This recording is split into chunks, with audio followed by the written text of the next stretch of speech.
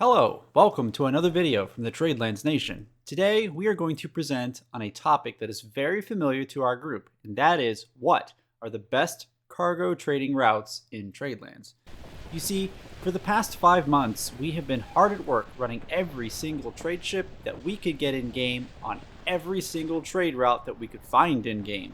And for the record, that's 8,036 combinations that we've completed. So, while we can't say it's the definitive guide to cargo trading in Tradelands, we can definitely claim that we did our best to be thorough.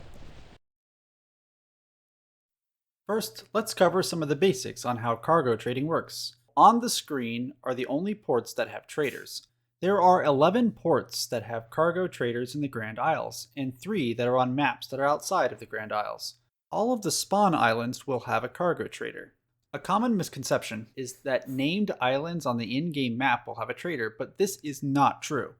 Be aware of this, as going to one of these islands and expecting a trader to be there can be frustrating, especially if you are a new player. Next, know that the farther that you take your cargo, you can generally expect the payout for delivering that cargo to be higher. This will lead you to believe that picking ports that are farther away can be the best option for trading. Many veterans will actually corroborate this, as it was once true. However, a while back the developers actually standardized the payouts that you get for selling cargo, and while there is still value to trading on long distances, the value is often overstated and not really a game changer if you end up trading at closer ports. This brings us to an important concept that we will use to estimate the value of trade runs, and that is trade velocity. This is defined as the amount of money that you make selling one piece of cargo, divided by the time that it took you to reach that destination and sell that cargo. This creates a rate per minute or a rate per hour, depending on how you look at it, which can then be measured to see which one is the most effective. Every ship in the game has a unique average trade velocity associated with it, but in today's video, we're going to focus on the trade routes themselves, not the ships.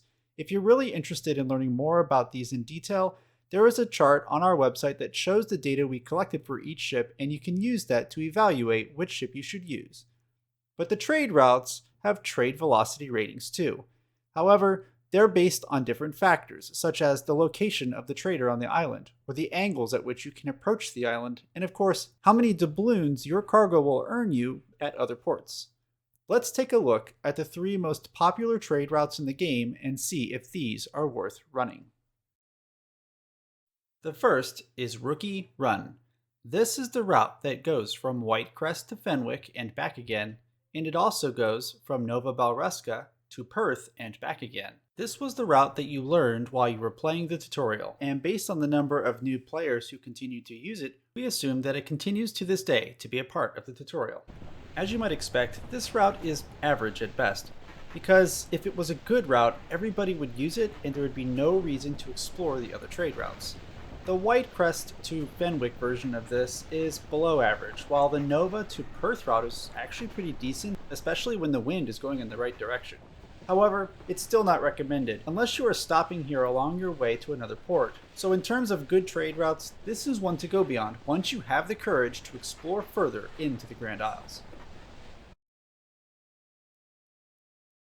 The next route is actually 3 separate ones. For this, we have to go beyond the map of the Grand Isles and talk about the map directly to the north and to the east that make up the islands of Burkeland and the 2 that are on the eastern sea, Corsica and Weymouth. The existence of these aren't common knowledge to most new players, and as far as trading goes, none of these locations are really recommended for merchants. I could spend hours on this route and its many deficiencies, but I'll just focus on the main one for today and save those for a future video. I'm sure that people think the main issue that I found with this was the pirates that have a tendency to ambush traders in Burkeland. But the actual main issue with this is in fact that it has the lowest trade velocity of any of the routes we measured. Among all the possible trade routes that you can select that originate from one of these 3 ports, the highest you can possibly get is the Burkeland to Harrisburg route at 34 doubloons per minute, but only in very specific wind conditions. The best average trade velocity of all 3 of these ports that are outside of the Grand Isles was 31 doubloons per minute. For reference, the port with the lowest trading velocity within the Grand Isles is Cannoneer's Quay, with a 35 doubloons per minute cargo rate. That means Cannoneer's Key has a 4-point multiplier over any of the trade routes outside of the Grand Isles. The lowest single trading route was Perth to Fenwick, and that's at 30 doubloons per minute. That means that even the worst trade routes in the Grand Isles are better than the majority of all the options available to you in the Eastern Sea or Burkeland. And it's for that reason that we do not recommend that any trader use one of these 3 ports. It's just simply because it is not profitable. But let's dig into the science of why it's not profitable. The reason for this is because of the limiting factors that prevent you from making money. To name the top issue, it's not pirates, it's actually the map transitions, which take a minimum of 20 seconds to load each time you have to change maps. And if you're going from Corsica to Burkeland and back again, that's a minute and a half of waiting. You are also limited by the slowest loading member of your team, so if they're loading in at 40 seconds, then you are too. Then there is the fact that if you are upwind on one route, you have to be downwind on another. There is no direct path to these 2 places. You could make the argument that a Demeter can use coal to limit this, but then you have to remember that coal costs money. I looked up coal on the stock exchange while recording this, and I noticed that coal has been trading between 300 and 350 per piece for the past month. That means while you may be able to get a trade velocity of around 845 doubloons per minute in your coal-powered Demeter, you're actually earning less than a goose that is running the triangle trade route during the same time frame. Anyway, there are 2 cases where the trade route might make sense. First, if you are running with a crew of alt accounts, the loading screens are well timed to make it so that you can take action before your alts are kicked for being idle, which means you can make a profit with the least amount of interaction that you have to take in game. But level of effort per doubloon is not something that we measured in our analysis. The second is the idea that pirates should sell their cargo here, specifically in Burkeland. That's because you get a premium payout when selling stolen cargo. And while I admit that this does seem like a sound strategy on paper, I'll also point out that if you're returning to the Grand Isles empty-handed, you need to divide your total trade velocity that you earned from that stolen cargo by 2. If you cared about such things anyway, because it's a long way back to where you started if you're going to try to steal more cargo in the future. So that sums up Burkeland and the 2 eastern seaports. Let's see if our next popular trade route can yield more profitable results. The next is the Triangle Trade Route, named because it involves trading between 3 ports within the Grand Isles, Nassau to Salem, then to Harrisburg, and back again, or in reverse order if the wind is counterclockwise. And as far as trade routes go, this is a profitable one. It varies between 1.5 and 2.5 multipliers depending on the leg of the journey you're on. This route is also pretty consistent in terms of netting a profit, and because it only involves ports that are on the outer tier of islands, it means that some of the sailing characteristics of your ships, namely maneuverability and crosswind capability, aren't as important as they would be if you were on the inner and mid-tier islands. For those who are familiar with the ship trading velocities, you know that there are 4 ships that are at the maximum points of the trading velocities that you can earn in game. On the screen is how each of those 4 ships compare on the triangle trade specifically. Notice that if you intend to run the triangle trade and only the triangle trade route, then the Camel is the best ship for you, followed very closely by the Demeter. The Grouse is next in our ships of choice, and that's because of its lower cost and level requirements. This is the ideal ship for most players who will be running the triangle trade and aren't intending to just grind it out for weeks on end. But just how did players discover this triangle trade route, and why, after its discovery, did the community pan all other trade routes as inferior? For that, we have to reach into the not-so-distant past of Tradelands and talk about 2 specific events that led us to where we are today. The first was the initial introduction of the island of Salem. Back when it was introduced, the game used to reward you a bonus for taking cargo for a greater distance. Players quickly realized that going from Whitecrest to Salem would yield the best trade velocity in the game because it was the farthest. This led to a golden age of trading for Whitecrest, where it was easily the most profitable faction to be a part of, and its closest rival Nova Balraska couldn't capitalize on the distance bonus because there was no island of a similar distance behind Whitecrest. Moreover, players realized that while Whitecrest to Salem route was very profitable, the return route was not, and this was meant to effectively net out your profits. Rather than take this circuitous route, players simply went to Salem and then reset themselves, respawning their ship in Whitecrest, and then they would do the route again, leading to a very lopsided method of trading. This was one of the leading reasons why there was an update to remove that advantage for sailing long distances to help entice players to take different routes instead. The second change was the introduction of Nassau and Harrisburg, with Nassau being a spawn island. At the time of its launch, Nassau was a level 10 faction only, meaning only experienced players were able to join it. Working on much of the same lessons learned that we saw with the Whitecrest to Salem story, players quickly deduced that going from Nassau to Salem would be profitable. And since Harrisburg seemed almost equidistant from Salem to Nassau, it would be possible to go in a circle. And with this knowledge in hand, the triangle trade route was born the minute these players realized the trout was relatively consistent on all three legs and it was profitable. And since there was no need to take any other route because this one could do the job, it became canonized as the best trade route in the Grand Isles, especially if you were a Nassau player. But the question is it really the best trade route in the Grand Isles? And to answer that, we have to look at some of the alternative trade routes and also reveal the lessons that our analysis taught us. First is standardization of rates. Let's begin by looking at the triangle trade route, since we already know that it is a profitable one. But we can actually make an improvement to this route that will make it even more profitable, and that is to add a stop at Fort Verner along this route. The simple addition of this one port takes the 2.37 multiplier that you get from trading between Salem and Harrisburg and makes it 2.57 and 3.81 respectively. That is a 25% improved profitability on this leg of the journey. It always seemed bizarre to me that ships will literally drive right through this port and not stop here. Not only is the profitability of this port good, its dock location is ideal. If you only learn one thing from watching this video, it's this lesson. If your route goes through a trader, then stop at that trader. One of the key principles to standardizing rates to be based on distance is that there's no benefit from taking cargo further than you have to. In fact, if you look at the trade velocity you get, you're more likely to lose money the farther you take your cargo than if you sold it at a closer destination. That's because the longer distances are more prone to navigational blunders, obstacles, indirect paths due to wind direction, and sometimes even dock placement factors into this. Trading farther may feel like it is more profitable because you get a larger payout at the end, but it doesn't pan out if you review the data. And I think this is actually what the game developer had in mind when he originally standardized these rates. Moreover, there's a tangible benefit to doing shorter hops, and that is that pirates are less interested in raiding you. After all, raiding is hard enough as it is, and if given the choice to steal your paltry Fenwick cargo that's destined for Perth, or the nice Harrisburg cargo that's destined for Nassau, if I was a pirate, I'd be taking the Harrisburg cargo every time. Also, there's an issue with low demand. I see traders rage quit all the time over this, but I've rarely encountered this issue. That's because I'm taking trade routes that are less traveled, but just as profitable, which allows me to make more money over time as a result. And that leads us to our third and final item for today, and that is how to build a routing circuit.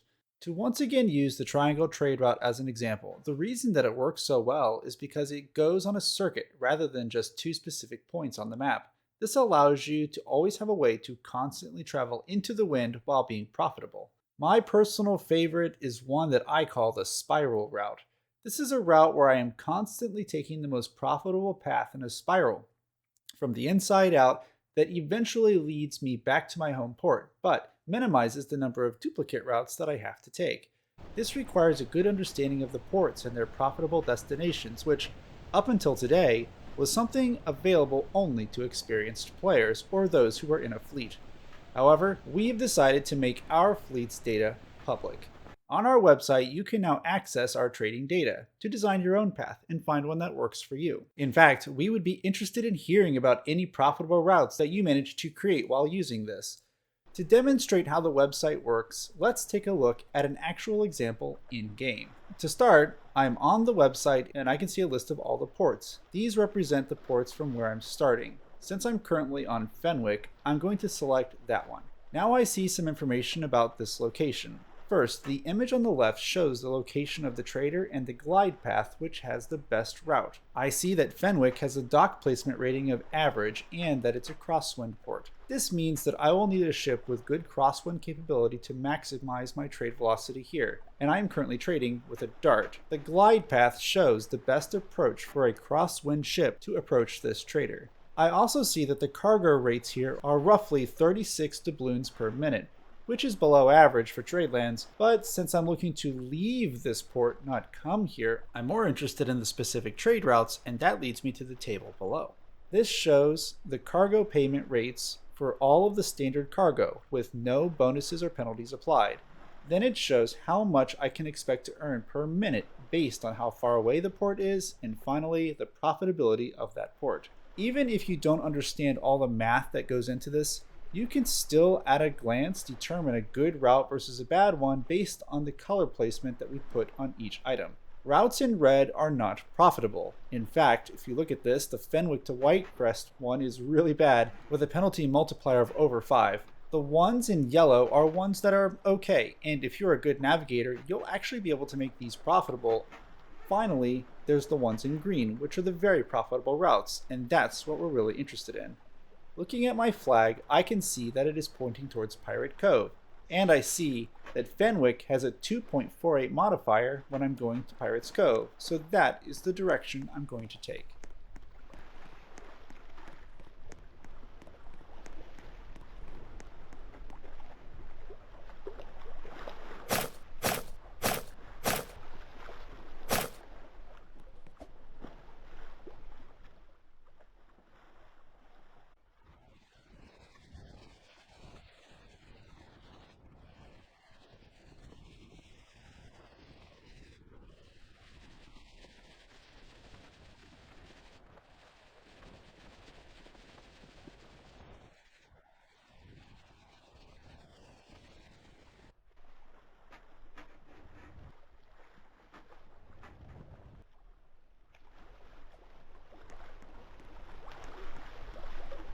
So I decided to do a cut there so you don't have to watch me trek my way through open water, but it took me 2 minutes and 16 seconds to arrive here and sell my cargo.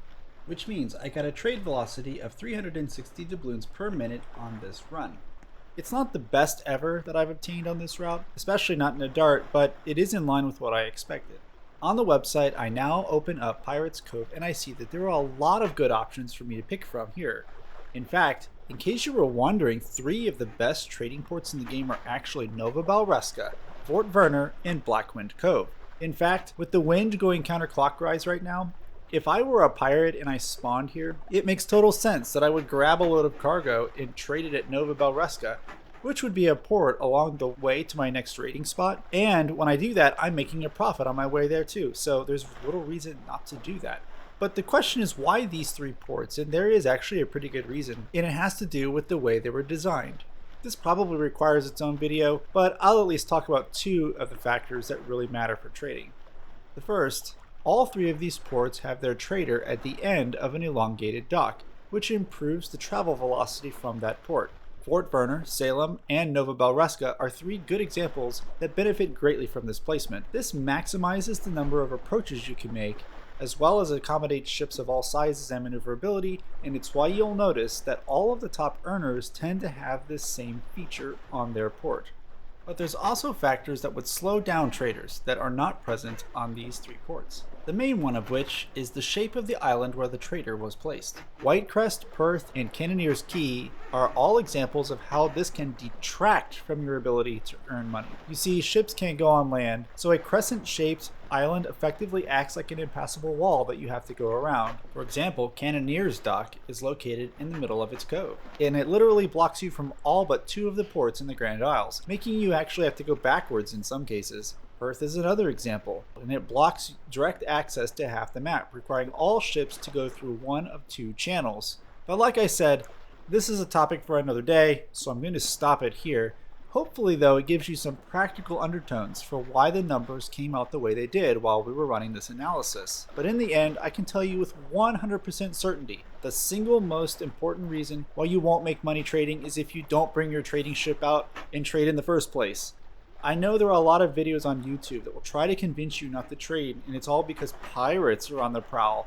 But my advice is to be wary of pirates, but don't let them stop you from trading. I mean, if I drove a heron and a goose into Blackwind Cove and came out unscathed just to do this analysis, then you can run a far less risky one without having to worry too much. In fact, the pirate threat was so low, out of the over 8,000 runs we were recording, we only tagged 6 routes where we actually got raided. One of these we actually outran, another one decided not to board us after he came close, 2 actually got our cargo, and 1 just boarded us and chatted with us while we were trading instead of raiding us. That means the risk of getting boarded by a pirate was less than 1%. I mean, granted, we were running some pretty crappy routes, but still. We found the threat of a server shutdown and internet drops to have a greater impact on our trading than pirating did. I'll also point out that all but one of the pirate attacks took place on low population servers, making high population servers somewhat safer as long as you aren't intentionally trying to make yourself a target. Just don't run any long loopy trips all day long like the triangle trade route and you'll be fine. But that's some advice for another day and another time. For me, I've been sitting at Blackwind Cove this whole time talking to you all, and it's time for me to do the next leg of my spiral run. And it's probably going to be Fort Verner because it's looking particularly nice right now. So I'm going to do that off stream, but if you have any trade routes that you'd like to suggest, please let us know. We'd be happy to look at them and review them. But until then, I hope to see you all trading in game.